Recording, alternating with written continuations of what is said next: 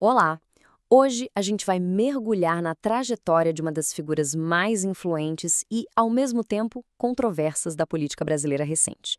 É a história de um homem que personifica a ligação complexa entre o poder sindical e o poder político. Uma carreira que, na verdade, conta duas histórias bem diferentes: a do líder de trabalhadores e a do político nos tribunais. Bom, para a gente começar a entender essa figura, vamos pelo começo, né? Pelo nome de registro. Oficialmente é Paulo Pereira da Silva, mas olha, quase ninguém conhece ele por esse nome. É por esse nome aqui que todo mundo o conhece, Paulinho da Força. E esse apelido, que virou a identidade dele, já entrega tudo, né? Mostra de onde ele veio, qual é a base do poder dele, a força sindical. Virou uma marca mesmo na política brasileira. Então vamos lá. Nessa primeira parte, a gente vai entender como essa carreira foi construída. E olha, ela começou bem antes de ele pisar em Brasília. A história dele não começa nos gabinetes, não. Começa no chão de fábrica. Ele foi metalúrgico, inspetor de qualidade, e são essas raízes, sabe? Elas foram essenciais para construir a imagem pública dele, e principalmente para aquela ascensão assim meteórica dentro do movimento sindical. E foi aí que ele ganhou destaque nacional como presidente da Força Sindical. Para quem não está muito familiarizado, a Força Sindical é uma das maiores centrais sindicais do Brasil. Pensa assim, é uma organização gigante que junta vários sindicatos para defender os trabalhadores. E claro, essa posição deu um poder imenso para ele, um poder que foi o trampolim direto para a política. Pois é, foi justamente essa base, essa força vinda do movimento operário, que abriu as portas para uma carreira longa e, vamos dizer, bem marcante na política nacional. Dá uma olhada nessa linha do tempo. Foram 5 mandatos como deputado federal, de 2007 até 2023. É muito tempo. Isso mostra uma capacidade de sobrevivência política, assim, impressionante, né? Ele foi pulando de partido, fazendo alianças, tudo para se manter relevante e com poder lá no Congresso. Agora, aqui a coisa fica interessante. Vamos olhar o histórico de votação dele. É uma trajetória complexa, para dizer o mínimo.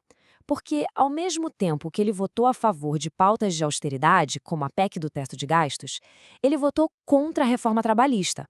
E olha que curioso, essa reforma era um projeto-chave do governo que ele mesmo ajudava a sustentar. É um quebra-cabeça, né? E é exatamente aqui que a nossa história dá uma virada. Porque, ao mesmo tempo que essa carreira política oficial acontecia, tinha uma outra história correndo em paralelo. Uma história que se desenrolava não nos palanques, mas nos tribunais e nas manchetes de jornal.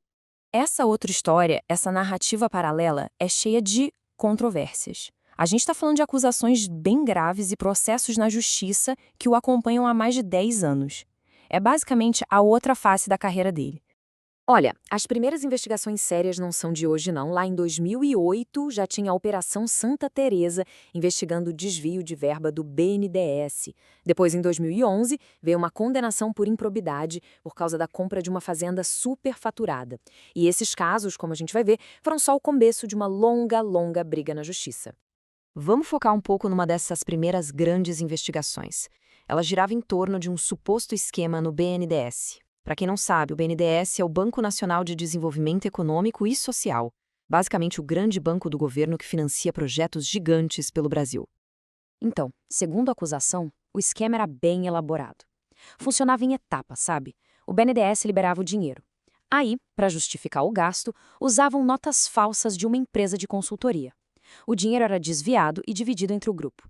E para fechar o ciclo, o dinheiro supostamente era lavado, parte dele através de uma ONG que, por coincidência, era dirigida pela esposa do deputado. Mas não parou no caso do BNDES, não. O nome dele também apareceu na maior investigação de corrupção da história do Brasil. Sim, a gente está falando da Operação Lava Jato. Segundo os delatores da Odebrecht, a construtora, ele teria recebido essa quantia aqui, R$ 1 milhão.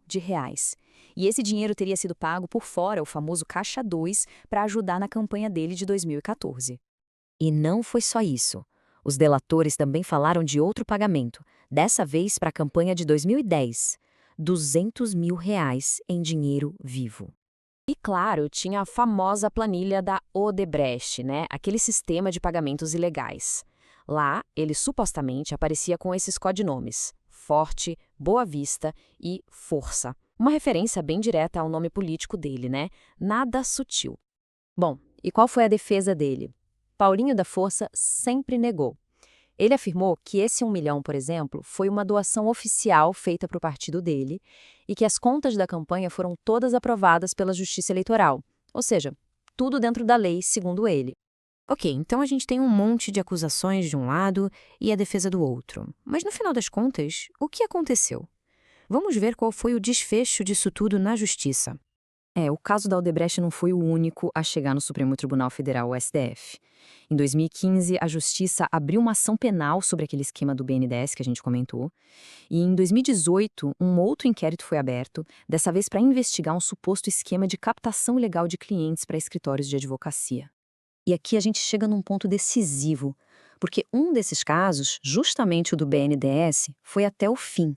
E o resultado foi uma condenação pesada vinda da mais alta corte do Brasil. A pena, 10 anos e 2 meses de prisão. E as acusações que levaram a essa condenação foram bem sérias. Todas ligadas àquela investigação do BNDES que a gente já detalhou. Crimes contra o sistema financeiro, lavagem de dinheiro e associação criminosa.